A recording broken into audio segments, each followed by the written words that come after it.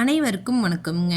கோவை மாவட்டத்தில் உள்ள அன்னூர் ஒழுங்குமுறை விற்பனை கூடத்தில் 11/2/2026 புதன்கிழமைங்க, வார புதன்கிழமைங்க அன்னூரில் தேங்காய் பருப்பு, தேங்காய் தொட்டி 3 ஏலமும் ஒரே நேரத்தில் ஒரே இடத்துல நடைபெறுங்க.